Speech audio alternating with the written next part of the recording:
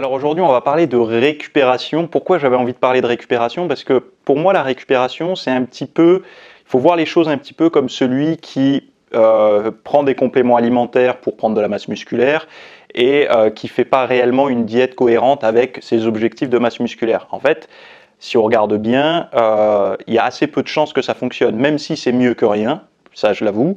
Voilà, c'est quand même, on a quand même des maigres chances d'avoir des bons résultats avec cette stratégie-là.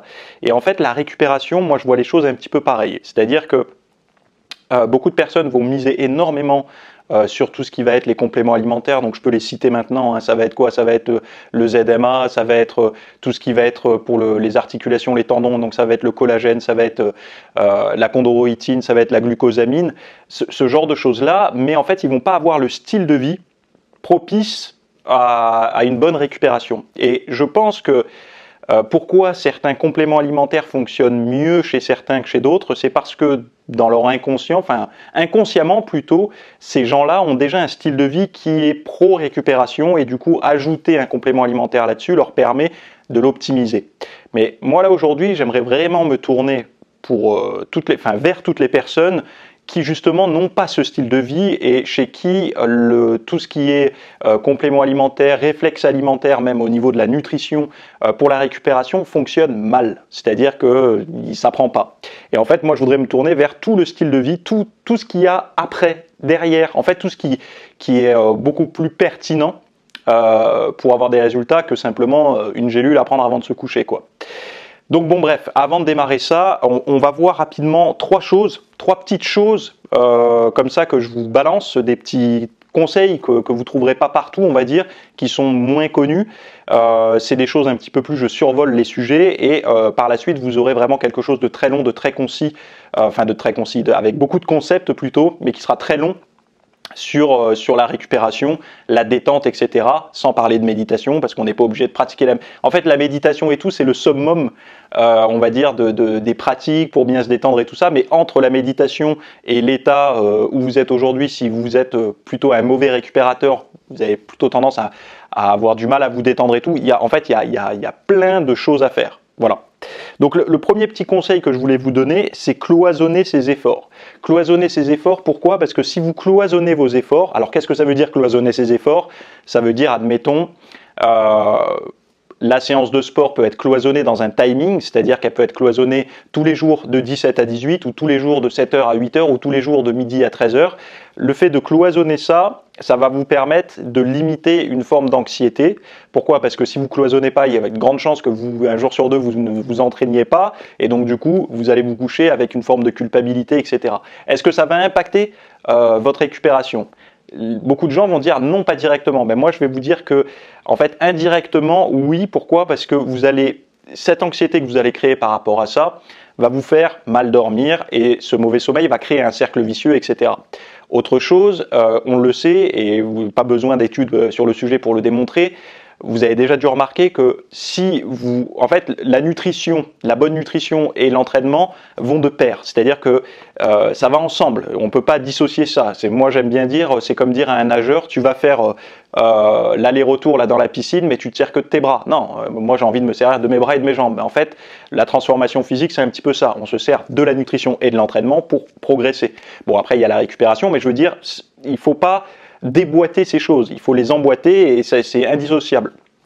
Donc, où je voulais en venir par rapport à ça, tout simplement que vous avez déjà dû remarquer ça, quand vous arrêtez de vous entraîner, vous avez beaucoup plus tendance à moins bien faire votre diète que quand vous vous entraînez. Et inversement, quand vous faites mal votre diète, vous avez du mal à aller vous entraîner. Exemple concret, c'est le samedi, vous vous réveillez le matin, vous vous dites ce soir je fais une séance de malade, et puis vous démarrez le samedi matin, c'est le week-end, on est tranquille, donc on va faire un petit déjeuner à base de croissants, de saloperies, etc. ou un brunch entre amis.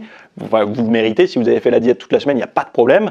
Mais la problématique, c'est que si vous commencez à manger mal comme ça, le midi déjà vous allez avoir de grandes chances de mal manger aussi, le soir également. Pourquoi? Parce que vous êtes habitué à des plaisirs assez intenses au niveau de la nutrition, donc ça va être plus compliqué de resserrer la vis une fois la journée terminée. m'entraîner, parce qu'il faut savoir une chose, c'est que la dose de volonté, je vous envoie pas mal de choses là, la dose de volonté au quotidien, c'est comme une jauge que vous épuisez. Et en règle générale, en fin de journée, si vous avez fait pas mal de choses, vous avez eu tendance à plutôt taper dans la jauge de volonté et donc avoir moins de volonté le soir que le matin. Bref, tout ça pour dire que vous allez vous retrouver face à vos haltères le soir et vous dire à quoi bon vu la journée de merde que j'ai passée au niveau alimentaire. Donc voilà, c'est un peu un cercle vicieux. Donc quand je dis cloisonner, ça veut dire que vous devez cloisonner pas mal de tâches. En cloisonnant les tâches du quotidien, vous allez vous permettre de vous accorder, de cloisonner des tâches de détente. Parce que si vous ne cloisonnez pas les zones d'effort, vous allez toujours être entre deux, détente, effort, et pas savoir. Et en fait, ça va être un petit peu du hasard. Ah bah tiens, là j'ai envie de m'entraîner, je vais m'entraîner. Bah non, là je ne sens pas de m'entraîner, donc je vais me détendre. Donc si c'est pas cloisonné, j'espère que je suis bien clair dans ce que je dis. Si c'est pas cloisonné dans un timing précis, vous allez avoir peu de chances de trouver une opportunité de vous détendre parce que vous allez toujours être vous jaugez en permanence de savoir si c'est le moment ou pas de faire telle ou telle tâche. Alors je parle de l'entraînement, mais ça peut être tout un tas de choses. Ça peut être le boulot, ça peut être, je sais pas, faire le ménage, enfin toutes ces choses-là. Si c'est cloisonné, l'avantage c'est qu'après vous n'aurez pas d'anxiété et pas de doute à vous reposer. Vous savez pourquoi vous vous reposez. Voilà. Deuxième chose que j'ai notée, deuxième petit conseil comme ça pour YouTube, j'avais mis la notion de se réveiller fatigué. Alors ça, on a vu énormément de données, de documentation, etc., plus ou moins faites par des experts, je ne sais pas, mais qui prenaient comme repère le fait de se réveiller fatigué, c'était mauvais signe. Alors, encore une fois, ça peut être mauvais signe, mais ça ne veut pas forcément dire que c'est un mauvais signe. Je m'explique. C'est pour ça qu'il faut toujours nuancer les choses et analyser et pas juste gober une information comme ça. Je vais vous prendre un cas personnel. Un cas personnel, je remonte il y a quelques années, quand je sortais en discothèque. Alors discothèque, comment on dit maintenant? Discothèque, boîte de nuit, je sais pas, il y a peut-être un mot, mettez-le en commentaire. Comment on dit maintenant? On sort en quoi? En club? Je sais pas, je vais passer pour un vieux con de 32 ans. Bref, tout ça pour dire que j'ai remarqué à cette époque où je sortais, donc je me couchais très tard, et parfois je devais me lever pas très tard dans la journée, que quand j'avais 3-4 heures de sommeil, je me réveillais plutôt frais, et là où je payais la facture, c'était la nuit suivante, où là j'étais rincé complet, enfin bon, la tête à l'envers et tout ça.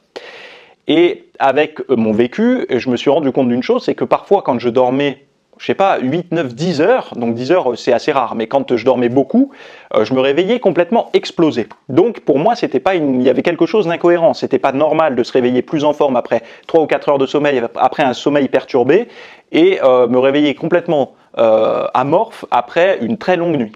Et en fait, ce qui se passe là, ça c'est ma propre théorie, mais de toute façon, c'est pas une théorie, c'est de l'expérience de terrain. Et moi personnellement, je l'ai vérifié par rapport à mes performances à l'entraînement, à mes capacités cognitives, c'est-à-dire pour travailler, pour réfléchir et tout, que ça fonctionne. Cet état mental qu'on peut avoir quand on a une nuit très courte et on se sent énergique, à mon sens, c'est que on n'est pas descendu assez profondément dans le sommeil. Et donc du coup, on a gardé une forme de sommeil qui n'est pas suffisamment profonde pour nous détendre complètement, ce qui fait qu'on reste un petit peu en tension et on se réveille encore avec un peu cette tension de la veille. En fait, on n'est pas, si vous voulez, on n'est pas descendu suffisamment bas, donc du coup la remontée est beaucoup plus facile, donc on se sent en forme plus rapidement, ce qui ne tient pas après 24 heures plus tard. Deuxième chose, ce que je disais par rapport à se réveiller fatigué, quand on se réveille fatigué, moi mon constat c'est que régulièrement quand je me réveille fatigué, c'est que je suis descendu très bas dans les phases de sommeil, c'est-à-dire avoir un sommeil paradoxal ou profond avec des phases assez longues, enfin ces phases-là qui ont été assez longues. Alors bon, je sais que les montres connectées, style Fitbit et tout, sont pas hyper fiables sur le sujet, mais ça donne quand même une petite indication par rapport au moment, les pulsations cardiaques et tout ça. Bon, vous voyez, je vous montre ça, mais c'est même pas une Fitbit, mais moi j'en ai une et je me suis testé pendant vraiment longtemps avec ça pour pouvoir me créer des petites statistiques. Je fais pas du tout la pub pour eux parce que je pense que vous pouvez mettre votre argent dans des trucs beaucoup plus intéressants que ça, mais en tout cas, une chose est sûre, c'est que ces phases de sommeil-là, on n'a pas besoin trop de s'en préoccuper. Quand on dort longtemps, on a beaucoup plus de chances d'avoir un ratio de sommeil profond et de sommeil paradoxal qui est important, surtout si on se couche avant minuit et qu'on essaye de respecter un petit peu les rythmes circadiens normaux. Donc moi, ma théorie, c'est ça, c'est que quand on est complètement éclaté le matin, c'est peut-être qu'on revient de très très loin au niveau du sommeil, et ce qu'on peut appeler aussi, les scientifiques l'appellent l'inertie du sommeil, c'est-à-dire que cet élan de détente et de sommeil vraiment qui écrasant va un petit peu continuer en fait, ça va perdre de la vitesse, cet état-là va perdre de la vitesse durant la matinée, mais en début de matinée, quand on se lève, il va être hyper présent. C'est ce qu'on appelle l'inertie du sommeil, on va se retrouver amorphe, mais au fur et à mesure de la matinée, on va s'éveiller, le corps va commencer à récupérer de l'énergie, enfin je ne sais pas si on peut dire ça comme ça, mais à se mouvoir, donc à être capable d'utiliser de l'énergie, et donc on va se sentir plus ou moins bien. Mais au réveil, on se sent défoncé. Et beaucoup de personnes pensent qu'elles ont un problème de sommeil à cause de ça, mais en fait c'est pas un problème, c'est juste qu'elles dorment très bien et qu'elles ont une forte inertie du sommeil, donc du coup elles se réveillent fatiguées. Donc voilà, il faut vraiment faire la part des choses. Et moi je pense que se réveiller fatigué ça veut trop rien dire, ce qui compte vraiment c'est de voir si 2-3 heures après le réveil on est complètement éclaté, fatigué et tout ça. Là, on peut commencer à s'interroger sur la qualité de son sommeil. Bon, j'en ai déjà parlé beaucoup sur le site, vous pouvez aller voir, mais voilà, c'est différent. Troisième chose que je voulais voir avec vous aujourd'hui dans cette vidéo, que j'ai noté, et qui me semble logique, mais j'en ai déjà beaucoup parlé, et pourtant je vois encore des tonnes de personnes qui ne respectent pas ça parce qu'elles se pensent plus fortes que les autres, etc., à réagir à ce genre d'intervention impromptue, je ne sais pas si on peut dire ça comme ça, mais les notifications. Je sais, vous avez déjà entendu ça, et vous êtes en train de vous dire, bah encore, on a déjà entendu ça partout, Théo, les notifications, c'est pas bien, machin. Mais en fait, c'est pas que c'est pas bien ou que c'est bien, c'est que les notifications rentrent dans le cadre pareil de ce cloisonnement. C'est-à-dire que si vous prenez dans votre journée un moment où vous allez traiter vos mails, je sais pas, vos commandes si vous êtes dans le commerce, les notifications sur les réseaux sociaux si vous êtes hyper connecté et tout ça, si vous prenez un moment dans la journée pour traiter ça, vous le cloisonnez, c'est très bien. Mais ce qu'il faut savoir, c'est que en faisant ça, vous devenez maître de vos stimulations. C'est-à-dire, quand vous vous connectez sur votre téléphone et que vous gérez tout ça, moi, ma recommandation, c'est de vous accorder 15 minutes. Si vous vous connectez pour traiter des notifications des emails, accordez-vous minimum 15 minutes derrière. Il faut que vous ayez 15 minutes derrière pour pouvoir traiter ces informations. Parce que voir une tonne d'informations, je ne sais pas, les news du moment, des mails, des notifications, enfin toutes ces choses-là, si vous n'avez pas derrière un laps de temps pour gérer ça, ça va trotter dans votre tête, donc vous épuisez. Et du coup, vous allez vous retrouver le soir à la salle de sport ou chez vous à votre entraînement, etc., avec un niveau d'énergie moyen parce que vous avez des tâches en suspens. Un petit peu comme un ordinateur où vous avez 50 programmes ouverts et quand vous êtes sur le programme désiré, donc il rame un peu parce que tous les autres derrière ils sont ouverts. Ben là, c'est la même chose. Vous avez tous ces tâches d'arrière-plan finalement qui sont en suspens, vous n'avez pas résolu et vous essayez de vous entraîner, mais au niveau mental, c'est pas top. Vous n'arrivez pas à être bien parce que justement, ça se disperse. Donc moi, mon conseil pour ça, c'est désactiver l'intégralité des notifications au niveau sonore et visuel. Ça veut dire quoi? Ça veut dire pas de pop-up, ça veut dire pas de ding, là, vous savez, quand vous recevez une notification, quel que soit le réseau, etc. Et pas visuel, c'est-à-dire pas de petite bannière sur le téléphone pour vous notifier quelque chose, ni la petite pastille rouge, et ça, beaucoup de personnes l'oublient, se disent je coupe le son et tout, mais je laisse les pastilles rouges pour être au moins averti. Non, parce qu'en fait, quand vous allez déverrouiller votre téléphone, ne serait-ce que le chronomètre de votre séance de sport, pour le mettre, vous allez voir que vous avez un point rouge sur Facebook ou sur Instagram ou je ne sais pas quelle autre application, et bien en fait vous allez commencer à vous projeter sur qu'est-ce que ça pourrait être et du coup ça vous fait perdre un petit peu au niveau mental, etc., des capacités de concentration. Donc coupez tout, coupez les points rouges, les sonneries, les bannières, toutes ces choses-là. Moi personnellement, ce que je vous recommande, c'est de juste laisser le téléphone, donc on puisse vous appeler évidemment, et les textos, qu'on puisse vous envoyer des messages, parce que logiquement, vous n'êtes pas censé avoir donné votre numéro à tous vos abonnés, que ce soit vos abonnés, vos amis Facebook, etc. Donc du coup, ça va être beaucoup plus resserré comme étau, et ça va être beaucoup plus simple de vous projeter, voire de répondre peut-être à un petit message. Mais vraiment, ça c'était le dernier conseil, coupez-moi toutes ces notifications, et notamment, avant d'aller vous coucher, ne commencez pas à vous taper de l'information où vous n'êtes pas dans la capacité d'agir. Le pire de tout, ça va être celui qui bosse à son compte ou pour un patron, qui reçoit un mail soit d'un client, soit de son responsable ou autre, qui lui dit « t'as merdé aujourd'hui » ou je sais pas moi, « il faut que tu fasses ça parce que tu t'es trompé là », etc. Donc la personne ne peut pas agir étant donné qu'elle est dans son lit en train de regarder le message et là, ça pose vraiment un problème parce qu'elle va dormir avec une forme d'anxiété qui va, au début, elle va essayer de passer outre, elle va réussir à trouver le sommeil et à 3 heures du matin, elle va être remontée comme une pile, réveillée, elle ne sait pas pourquoi, en sueur, c'est tout simplement de l'anxiété, et donc du coup la récupération, elle prend un shoot à ce niveau-là. Bref, je vous ai donné 3 petites astuces là, pour augmenter un peu votre récupération indirectement. Le but de la grosse formation que je viens de tourner, qui est en lien en description là, c'est justement de traiter beaucoup plus que tous ces sujets. On va voir comment vous analyser pour voir si vous êtes une personne qui, voilà, vous avez du mal à vous détendre ou pas. On va voir les traits de caractère des gens hyper détendus. On va voir comment appliquer, enfin, je crois qu'il y a 17 conseils ou 16 conseils, je sais plus, pour vraiment vous apprendre à bien récupérer finalement des choses du quotidien à faire. Un petit peu comme ça, mais beaucoup plus poussé.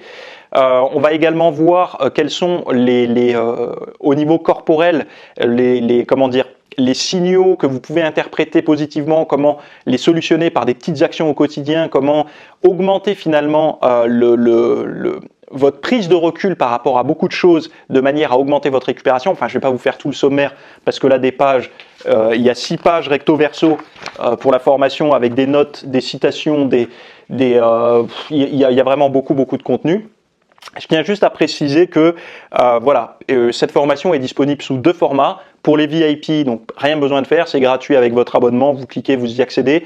Et d'autres personnes qui ne veulent pas être VIP parce que vous ne voulez pas vous abonner, je l'ai mis en achat unique et que vous pouvez avoir en MP3. Donc c'est-à-dire que la formation après vous appartient, vous la mettez dans votre autoradio, dans la bagnole, dans votre MP3, votre iPhone, ce que vous voulez. À partir du moment où ça lie les MP3, vous pourrez l'écouter et ça vous évite d'avoir à regarder la vidéo. Voilà, donc vous avez des liens en description et sinon si vous n'êtes pas intéressé, je vous souhaite quand même une bonne récupération à tous. Et on démarre tout de suite pour la deuxième partie. À tout de suite.